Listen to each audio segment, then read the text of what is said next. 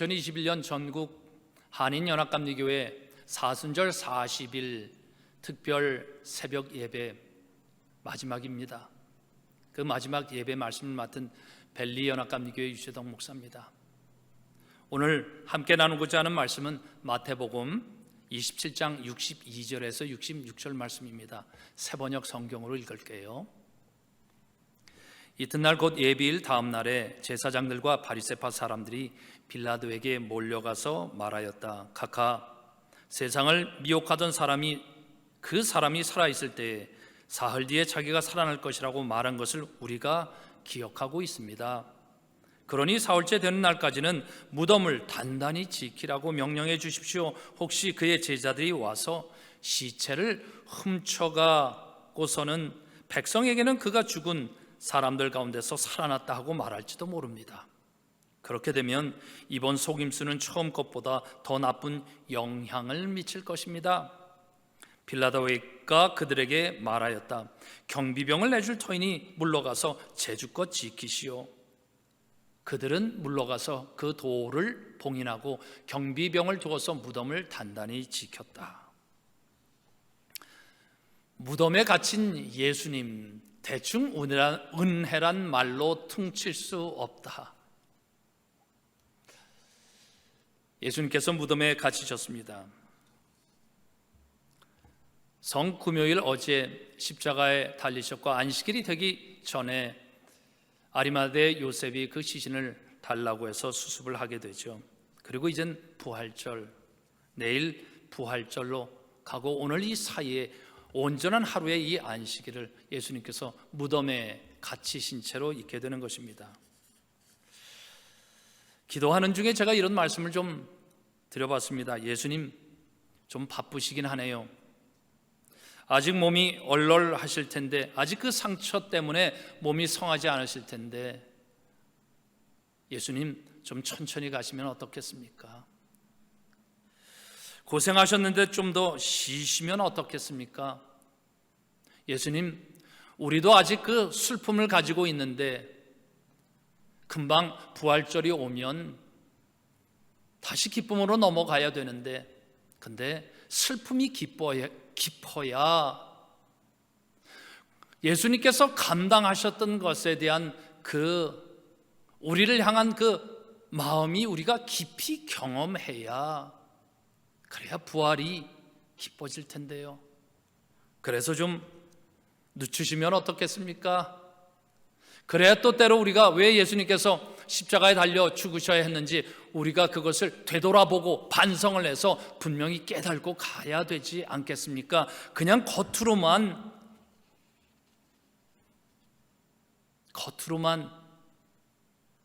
예수님께서 죽으신 것 슬퍼하고 갈 수는 없습니다. 예수님께서 어떤 말씀을 하신 것 같습니까?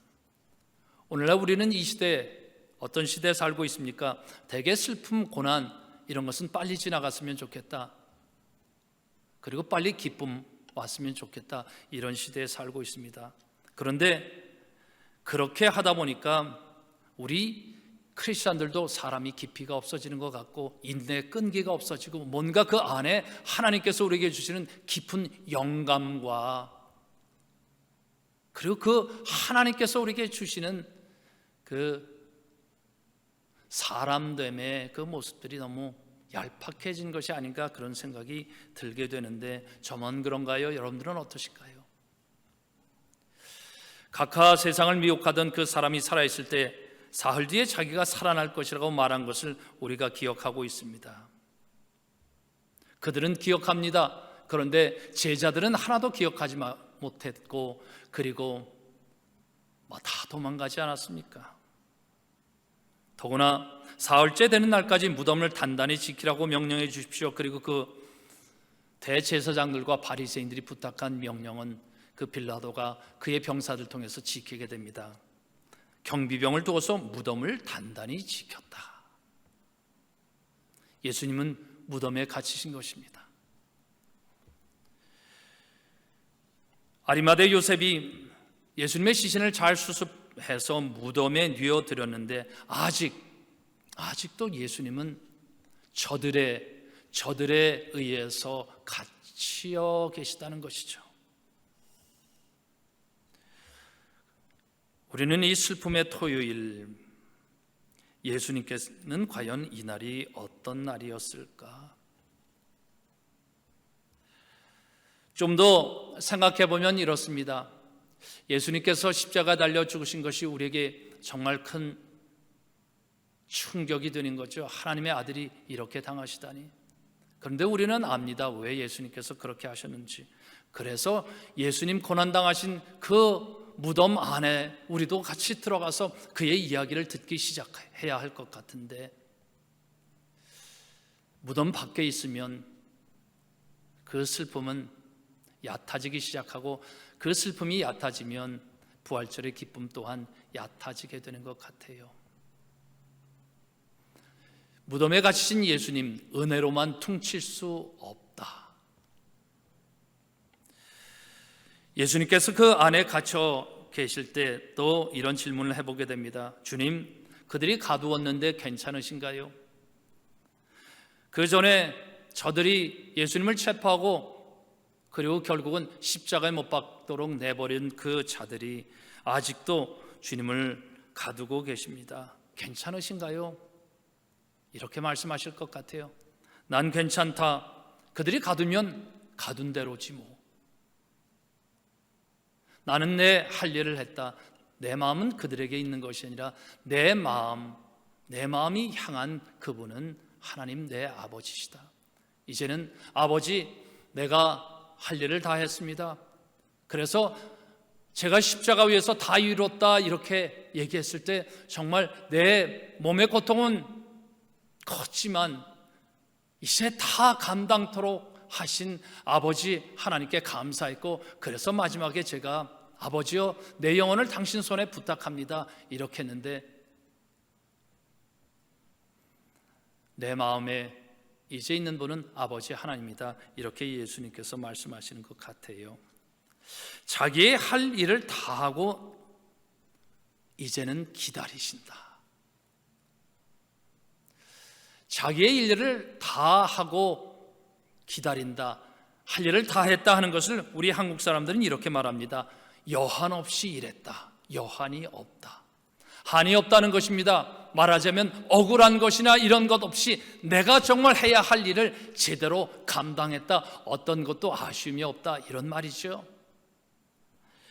예수님께서 그러신 것 같아요. 그래서 예수님께서는 이제는 아쉬움이 없고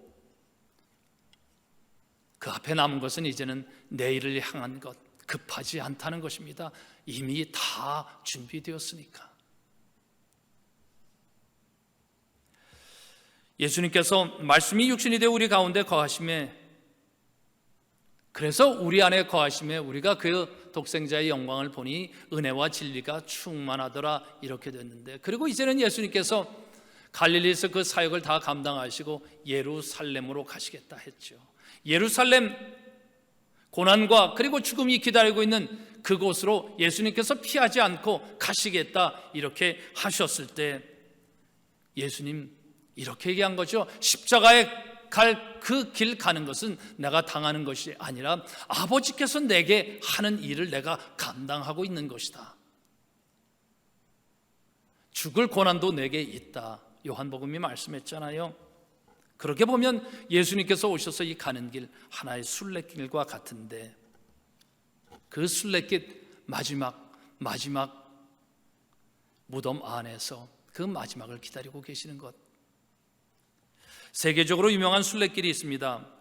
산티아고 순례길이라 합니다.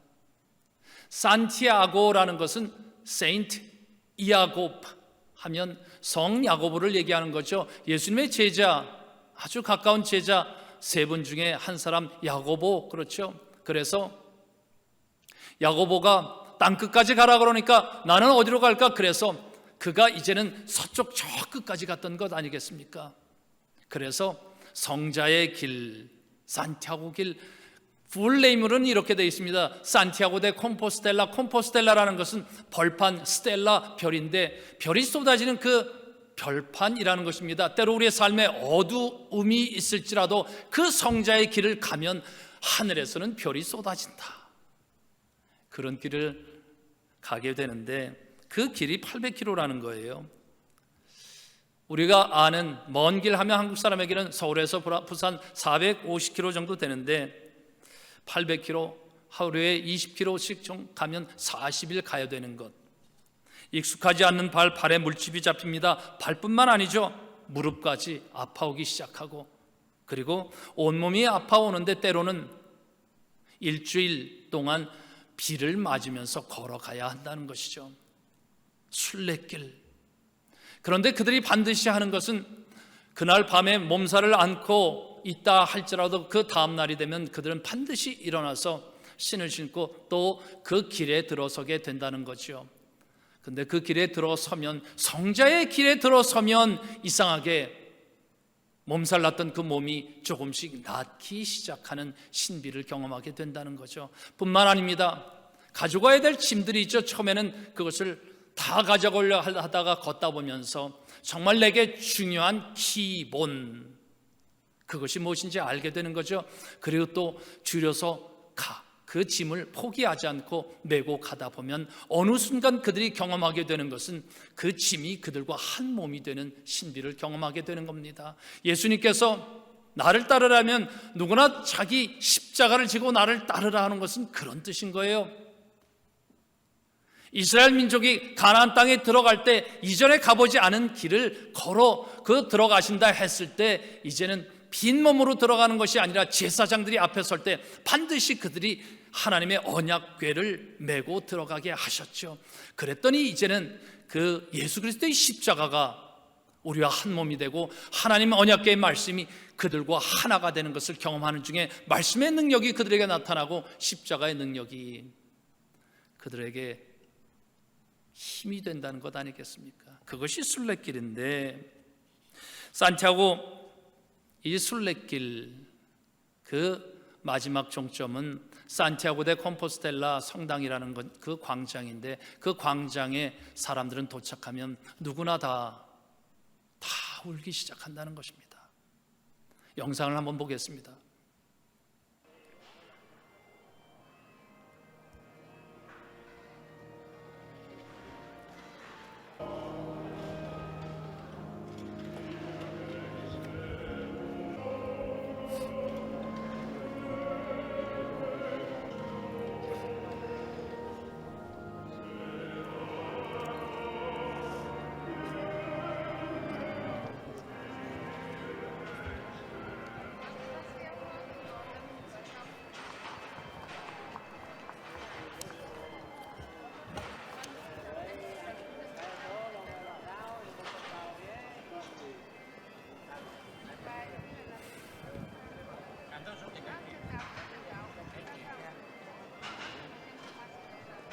이 젊은이에게는 어떤 사연이 있을까?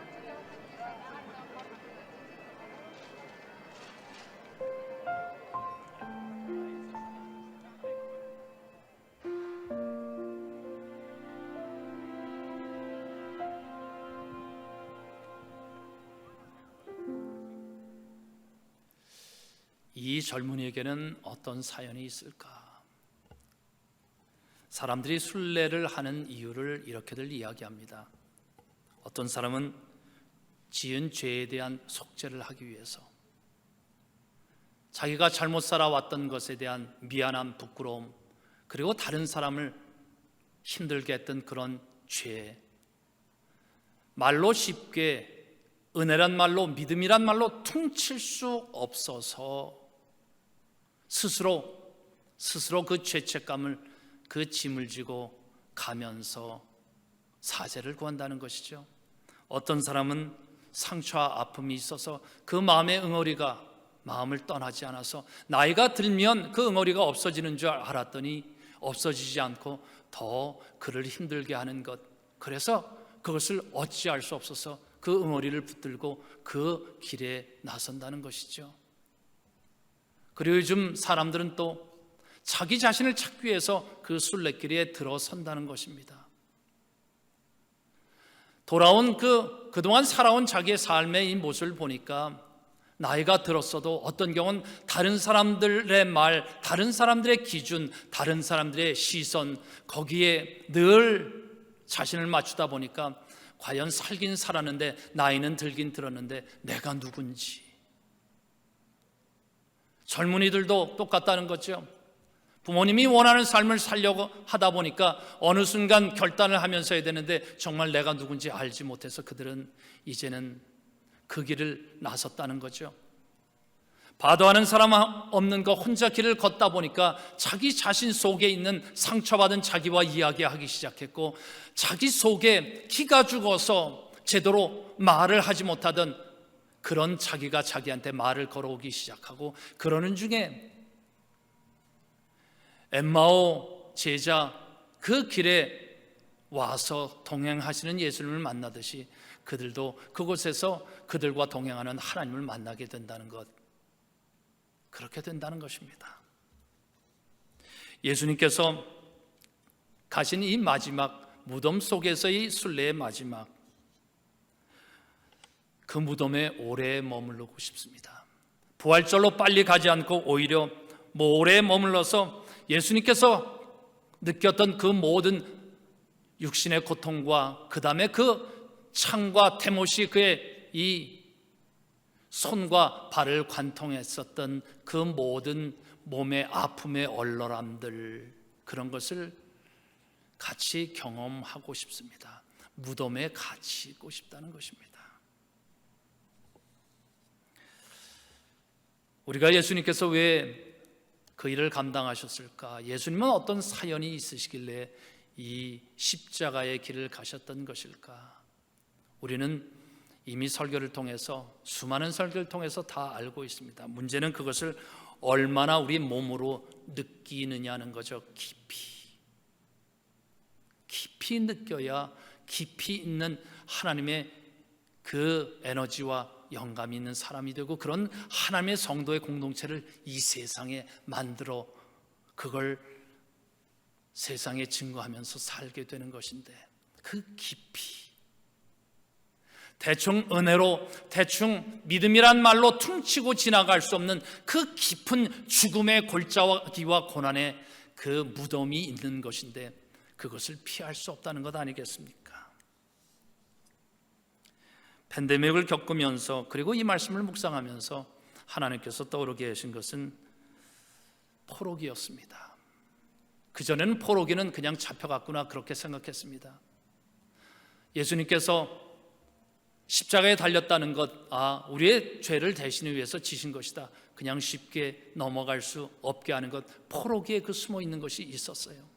포로 잡혔다는 것은 전쟁에 참여했다는 것입니다. 그리고 그 전쟁에 참여한 사람들이 이제는 항복했을 때 그들은 포로가 됐죠. 하나님께서 예레미야서를 통해서 말씀합니다. 너희는 이제는 항복해야 될 것이다. 그리고 포로가 되어야 될 것이다. 이 땅은 깡그리 끔찍한 폐허가 되고 이 땅에 살던 민족은 70년 동안 바빌로니아 왕을 섬길 것이다. 지금 너희는 너희를 애워싸고 있는 바빌로니아 군대에 나가서 항복해라. 예언자가 이 말을 해서 그래서 죽을 뻔했잖아요. 항복해라, 무슨 뜻이 있겠습니까? 그래서 특별히 포로로 잡혀가는 이 모든 사람들을 성경 전체에서 그 유명한 말로 얘기합니다. 남은 자들이다. 이스라엘의 미래는 과연 누구를 통해서 새롭게 열리게 될 것인가? 하나님이 쓸 사람들은 누군가 했더니 이제 마지막으로 남은 자들 다 흩어졌다는 것입니다. 다 자기 제 갈 길로 가게 됐다는 거죠. 그때 남은 사람들은 누구냐? 포로로 잡혀간 사람들. 왜 그들이 하나님께서 쓰실 만한 그런 희망의 사람들이 됐던 것일까? 왜냐하면 그들이 전쟁에서 싸워본 사람이었죠. 윈스턴 처칠이 이런 말을 했죠. 싸워본 나라는 다시 일어나도 싸우지 않고 항복한 나라는 다시 일어나지 못한다. 유대 땅에는 이미 잠적해서 자기 목숨을 구하기 위해서 도망친 자들이, 남은 자들이 있었습니다. 또 남은 자들이 애굽에도 있었습니다. 애굽의 권력에 기대서 연줄을 대서 살아남으려고 하는 그들, 거기에 가서 다 살아남았습니다. 남은 자들인데 하나님께서는 그들을 남은 자들로 쓰지 않으시겠다는 거였죠. 이유가 뭡니까? 묶여서 간다는 것입니다. 혼자가 아니라 이제 포승줄에 묶여서, 줄줄이 묶여서 가게 되는데 그 길이 짧지가 않습니다. 예루살렘에서 바벨론까지 어느 정도인가 봤더니 1400km입니다. 그 길을 이젠 포로로, 마차 타고 가는 것도 아닙니다. 포로로, 어쩌면 맨발로, 그리고 그들 중에 하나가 병이 들어서 쓰러지면 다 같이 쓰러져야 되고, 그러면서 그들이 그 포로로 잡혀가는 길에서 무엇을 겪었을 것 같습니까? 하나님께서 그들에게 말씀을 주시면서 이 말씀, 언약을 지켜야 이제는 건강한 민족을 세울 것이 있고, 그래야 너희 다음 세대도 그렇게 하고, 그리고 내가 너희를 지킬 것이다. 여호와께서 이 성중에 계심에 이 성이 흔들리지 아니하리로다. 하나님의 말씀이 이 사람들의 이 영혼 안에 있음에 그 성이 흔들리지 아니할 것이라. 그렇게 말씀에도 불구하고 그들은 이제는 다 버렸던 것 아니겠습니까? 그래서 하나님의 말씀을 버린 것, 하나님을 버린 사람들의 그 결말은 전쟁이었고 패한 것이었고, 그들이 겪은 참혹함, 그들은 알았을 것입니다. 죄의 결과는 참혹하다. 그리고 죄의 대가를 지불하는 건 정말 엄청난 것이다. 그리고 그들은 그 바닥에서 새로운 것을 경험하게 됐을 것입니다. 우리가 베이직이란 말을 합니다. 뭔가 근간이 되고 기초가 되는 베이직이란 말을 하는데, 베이직의 뜻은 그 베이스, 바닥에 떨어져 본 사람, 바닥까지 거기에 끌려 내려가 본 사람만이 베이직, 바닥을 알게 된다는 것이고, 그리고 무엇이 중요한지를 알게 된다는 것이죠. 남은 자들, 그들은 포로로 잡혀가는 것, 마치 예수님께서 십자가에서 그리고 무덤에 갇히신 그 길을 갔다는 것입니다. 말씀을 마무리합니다. 그 젊은이에게는 어떤 사연이 있을까? 예수님께서는, 하나님께서는 어떤 마음으로 이 모든 일들을 하고 계시는 것일까? 오늘 예배를 드리는 우리는 어떤 사연이 있으십니까? 저는 이 토요일이 길었으면 좋겠습니다. 빨리 서둘러서 부활절로 가지 않았으면 좋겠습니다. 빨리 가겠다고 차를 타고 가거나 비행기를 타고 가나 쉽게 가지 않았으면 좋겠습니다. 이 순례의 마지막 광장 끝, 부활의 그 현장에 섰을 때 그 부활의 감격을 실제로 깊이 경험해야 하기 때문에 그렇습니다. 무덤에 갇힌 예수님, 그와 함께 머물며 그의 고난과 고통을 다 느끼는 사람들은 이제 왜 예수님이 베이직이 돼야 하는지, 왜 예수께서 내가 곧 길이요 진리요 생명이 돼야 하는지, 왜 이 세상에 우리가 붙들 것은 오직 하나님밖에 없는지 그것을 알게 되는 것이고, 그리고 그것을 깊이 알수록 하나님께서 우리에게 주시는 이 부활의 감격이 깊어질 것이라는 것입니다. 여러분 어떠십니까? 예수님께서는 부활절 준비되셨다 합니다. 여러분들은 준비되셨습니까? 교회를 함께 섬기는 부목사님이 저에게 이런 말을 했어요.